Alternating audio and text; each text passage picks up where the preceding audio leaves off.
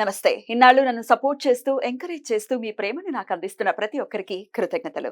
అలాగే ఈ వీడియో కూడా ఖచ్చితంగా మీకు ఉపయోగపడుతుంది. లైక్, షేర్ అండ్ సబ్స్క్రైబ్ చేసి మీ సపోర్ట్‌ని నాకు అందించండి. అలాగే ఈ వీడియో పట్ల మీకున్న అభిప్రాయాన్ని కామెంట్ సెక్షన్‌లో కామెంట్ చేసి తెలియజేయండి.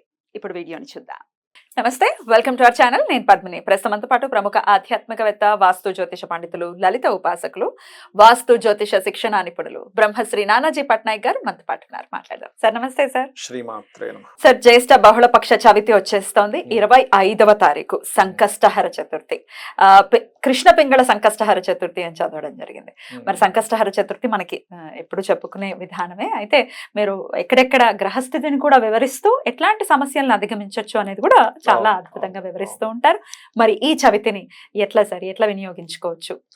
ఈ సంకష్టహర చతుర్థి చేయడం వల్ల మొట్టమొదటిగా మీకు జరిగేది ఏమిటి అంటే మోసం నుంచి బయటపడతారు. Point number 1. రెండవది ఏమిటంటే ఎప్పుడు కూడా నేను చాలా మంది గణపతి యొక్క ఉపాసన చేసే వాళ్ళని చూశాను కదా, వాళ్ళకి నేను కొంచెం బాగా ఉపాసన చేసే వాళ్ళని అడిగితే మాకు ఏదో ఒక సంకేతం రూపంలో మీకు ఈ ఆటంకం కలగబోతుందని ఆయన చెప్పడం మేము చూసామండి అంటుంటారు. ఇంట్యూషన్ అట్లా పనిచేస్తాం చిన్న రూపంలో. అలాగా నేను మీకు కొన్ని చెప్తానండి, ఉదాహరణలు చెప్పి తర్వాత చెప్పండి సార్. ఒక పుష్పం పెట్టాం గణపతి దగ్గర, అది ఏదైనా మంచి జరుగుతుందంటే గణపతి నుంచి ఒక పుష్పం పడ్డం చూసారట వాళ్ళు. అలాగే ఇంకొంతమంది చెప్పడం ఏంటంటే మాకు ఏదైనా ఆటంకం కలిగినప్పుడు గణపతికి 7 నెంబర్కి లింక్ ఉంటుంది. 7 నెంబర్, 7 అంటే కేతువుకి అధిష్టాన దేవత గణపతి కదా. 7 అనేది మాకు కంటిన్యూస్గా కనబడింది అని చెప్పిన వాళ్ళు ఉన్నారు. ఏడో సమయం ఏడవడము, లేకపోతే 7వ నెంబర్ ఎక్కడో కనబడ్డము, కారు మీద వెళ్తూ ఉంటే అన్ని 7s కనబడ్డము, ఇట్లా జరగడం. ఏమిటిది ఇట్లా అవుతుంది అని అనుకొని ఒక్కసారి మళ్ళీ దాన్ని కన్ఫర్మేషన్ చేసుకుంటే అయ్యో మనం వెళ్తుంది రాంగ్ అనే విషయం తెలియడం. ఇప్పుడు వచ్చేది 25th కలిపితే 7 చూసారా ఎంత 7 అలాగా. ఇంట్యూషన్ పవర్ ఎక్కువ ఉంటుంది 7 కని కూడా వింటూ ఉంటాం. అయితే ఉట్టి 7 కాకుండా 2తో కనెక్ట్ అయితే ఉంటుంది. 2తో కనెక్ట్ అయితే ఉంటుంది. అలాగే జన్మజాతకంలో కూడా Chandraketu connectivity is also one of the intuition yoga. చంద్రుడు అంటే మనస్సు, కేతు అనేటువంటి చిత్ర విచిత్ర గ్రహం, మ్యాజికల్ ప్లానెట్ అంటారు దాన్ని. అది ఎట్లాంటి మ్యాజిక్ చేస్తుందో చెప్పలేమంటారు దాన్ని. అందుకని ఈ కేతువు గనక కనెక్ట్ అయితే చంద్రుడికి మనసుకి చిత్రంగా ఉండేదంతా మీకు కనబడుతూ ఉంటుంది. మీకు ముందు ఫ్యూచర్ కనబడడం అదంత ఈజీ కాదు, కానీ ఫ్యూచర్ కనబడుతూ ఉంటుంది. అది సో ఇండికేషన్స్ అయితే ఉంటాయి. గణపతి ఉపాసన అనేది గణపతి ఉపాసన చేస్తాయి. ఎందుకంటే కలో చండీ వినాయక అంటూ ఉంటారు కదా. తొందరగా స్పందించేటువంటి దేవతా స్వరూపాలలో గణపతి. రెండవది ఏమిటంటే మీకు ఆటంకం రాదని కాదు గణపతిని చేసుకుంటే, ఆటంకం వచ్చినా ఎలా అధిగమించాలనేటువంటి బలం పెరుగుతుంది మీకు. ఆటంకాన్ని కూడా చాలా ఈజీగా తీసుకోగలుగుతారు, చాలా ఈజీగా తీసుకోగలుగుతారు. చాలా సిల్లీ విషయం ఇది అంటారు. గణపతి ఉపాసన చేసిన వాళ్ళు నేను చాలా మంది చూశాను కదా, చాలా సిల్లీ విషయం. సూపర్ సార్, అలా ఉండడమే అద్భుతం సార్. ఇది పెద్ద విషయం కాదు, ఎందుకంటే అందరికి ఆటంకాలు వస్తాయి. అందరికి చిన్న జాబ్ చేసే వ్యక్తి నుంచి పెద్ద మిలియనీర్కి కూడా అందరికి ఆటంకాలు వస్తాయి. ఆటంకం రాని వ్యక్తే ఉండడు అసలు భూమి మీద. కానీ వచ్చిన ఆటంకాన్ని ఇది చాలా చిన్న విషయం, నేను దీంతో ఆడుకుంటాను ఆటంకంతో అనుకునేటువంటి బలాన్ని గణపతిస్తాడు. అయితే ఈసారి వచ్చేటువంటి సంకష్టహర చతుర్థి, సంకష్టము హరించేవాడు సంకష్టహర అంటే కదా. ఎటువంటి సంకష్టాలని హరిస్తాడు అంటే ఈసారి వచ్చేటువంటిది మోసపోతున్నారు, మీ జన్మజాతకంలో మోసపోయే యోగం ఉంది, దానికి గోచారము దశ కూడా ఇప్పుడు అనుకూలిస్తుంది. అలాంటప్పుడు ఈసారి చేసే సంకష్టహర చతుర్థి మోసాన్ని అరికడుతుంది, రాకుండా చేస్తాడు గణపతి, చూసుకుంటాడు. రెండవది జలగండాలు ఉన్నాయి, వాటర్ ప్లేసెస్కి వెళ్ళి పడిపోతుంటారు కదా, అటువంటి అలాంటిది ఏదైనా గండం ఉన్నా కూడా తీసేయడం జరుగుతుంది. మూడవది ఏంటంటే కొంతమందికి చూడండి మానసిక సమస్యలు ఉంటాయి, కొంతమందికి మానసికంగా ఎదగకపోవడం, చిన్నపిల్లల్లో వస్తున్న ఆటిజమ్స్ లాంటివి అంటూ ఉంటారు. అలాంటి ఆటిజమ్స్ వచ్చిన వాళ్ళకు కూడా ఈ సంకష్టహర చతుర్థి వాళ్ళ చేత చేయిస్తే కనుక దానికి సంబంధించినటువంటి నెగటివ్ ఎఫెక్ట్ ఏదైతే ఉంటూ వాళ్ళు బాధపడుతున్నారో ఆ యొక్క బాధ అనేటువంటిది ఖచ్చితంగా తొలగిపోతుంది. ఇవి మెయిన్గా. అదేవిధంగా మరికొంతమందికి శనిని దాటి చంద్రుడు వెళ్ళాలి.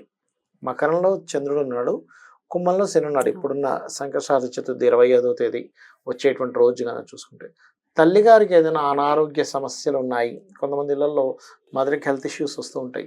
పిల్లవాడికి ఎలా ఉంటుందంటే ఏదో ఒకటి చేసి తగ్గించేసుకుంటే బాగుండు అంటే తల్లి మీద ఉండే ప్రేమది. ఈసారి చేసుకునే సంకష్టహర చతుర్థి తల్లికి ఏదైనా హెల్త్ ఇష్యూస్ ఉన్నా తగ్గించేటువంటి యోగం ఇస్తాడు. ఏం చేయమంటారు సార్? మరి అయితే ఇది సాయంత్రం మాటలు చేసుకునేటటువంటి సాయంత్రం పూట చేసుకోవాలి. అయితే ఆ రోజు ప్రత్యేకంగా ఎప్పుడైనా సరే తర్పణ ప్రియుడు అంటూ ఉంటారు గణపతి. తర్పణం ఖచ్చితంగా చేయాలి. గుంజీలు పూజ అంతా అయిపోయిన తర్వాత గుంజీలు కంపల్సరీ ఇట్లా ఇట్లా పట్టుకొని చేయడము. అండ్ అది గణపతికి ఇష్టం అట అలా అలా అంటే గనక. మూలాధారం కూడా యాక్టివేట్ అవుతుంది అని చెప్తుంటారు గుంజళ్ళు తీస్తే. ఎగ్జాక్ట్లీ యాక్టివేషన్ అవుతుంది.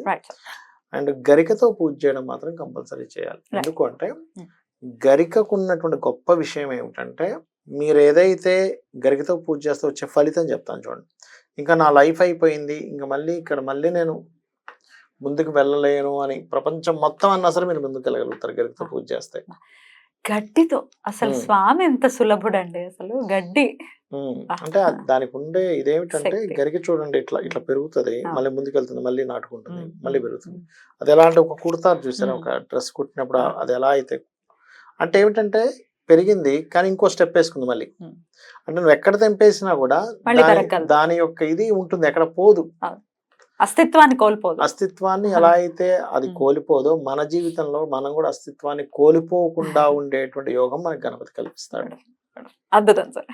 అయితే ఆ రోజు చెప్పండి. అందులోని ఎవరి జన్మ జాత చక్రంలో అయినా కేతుగ్రహం బాగాలేదనుకోండి, కేతుగ్రహం ఏమవుతుందంటే సమ్ టైమ్స్ శుక్రుడితోనో శనితోనో కలిసి ఉన్నప్పుడు, ముఖ్యంగా శుక్రగ్రహంతో కలిసినప్పుడు ధన సంబంధించిన ఇబ్బందులు ఎక్కువ వస్తూ ఉంటాయి వాళ్ళకి. అలాంటి వారు లక్ష్మీ గణపతి అష్టోత్తరం గనక చదువుకున్నట్లయితే ఈ సంకష్టహర చతుర్థి నాడు ఖచ్చితంగా ఆ దోషం అనేటువంటి తగ్గుతుంది.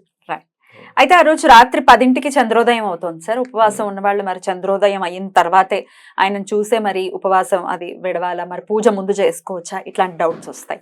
ఒకటి ఏంటంటే అమ్మ, ఏకాదశికి మాత్రమే ఉపవాసం చెప్పారు కానీ వేరే సమయాల్లో మీరు ఉపవసించి పూజలు చేయాల్సిన అవసరం లేదు. చక్కగా పండో లైట్ గా తినాలి, కాకపోతే నిద్ర వస్తుంది కాకపోతే పలహారం ఏదైనా లైట్ గా తిని చేసుకోవచ్చు, తప్పేం కాదు. అదేమి నియమం కంపల్సరీ మీరు ఉపవాసం ఉండాలని లేదు ఎక్కడ కూడా. అద్భుతం. అయితే ఒక్క నామం స్వామికి ప్రీతికరమైనటువంటి నామం, ఇప్పుడు ఈ పూజ ఒకవేళ మిస్ అయ్యామండి, లేకపోతే చేయలేకపోతున్నాము, ఏదైనా ఇబ్బందులు ఉన్నాయి, అడ్డంకులు ఉన్నాయి, మరి మిస్ అయ్యాము, స్వామిని ఏ నామంతో కొలవచ్చు? పూజ చేయలేను అంటే పీరియడ్స్ లో ఉండి మిస్ అవ్వటం కాదు నా ఉద్దేశము, నామం చేసుకుంటూ కూడా స్వామి అనుగ్రహం పొందొచ్చా అంటే ఏం చెప్తారు సార్? మీరు గణపతి యొక్క అనుగ్రహం బాగా రావాలి అంటే మాత్రం నేను చెప్పేది ఒకటే, వస్త్రము పర్టికులర్గా ఎరుపు రంగు కానీ గ్రీన్ కలర్ వస్త్రం కానీ కట్టుకొని అదే రోజు ప్రత్యేకంగా వీలైతే పచ్చలు ఉండేటువంటి దీంతో జపమాల, పచ్చలు కానీ పచ్చలతో ఉంటాయి, పచ్చలు కెంపులతో ఉంటాయి జపమాలు అక్కడ. అయితే అవి మనం ధరించే అంత కాస్ట్లీ కాకుండా తక్కువ ఉంటాయి, తక్కువ దాంతో దొరుకుతాయి. దాంతో కనుక పట్టుకొని ఓం లక్ష్మీ గణపతియే నమః, ఇది కొన్ని పురాణాల్లో చెప్పినటువంటి మంత్రం ఇది. ఓం లక్ష్మీ గణాధిపతయే నమః లేదా ఓం మహాలక్ష్మీ గణాధిపతయే నమః అనుకున్నా సరే సరిపోతుంది. ఈ నామం అయినా చేసుకుని బాబా చాలా ఉన్నాయి, అయితే చాలా స్పెషల్ గానే వస్తుంది కాబట్టి అందరూ చేసుకుని గణపతి అనుగ్రహాన్ని పొందాలని మనస్ఫూర్తిగా కోరుకుంటూ కృతజ్ఞతలు సార్. నమస్తే. మాత్రే నమః.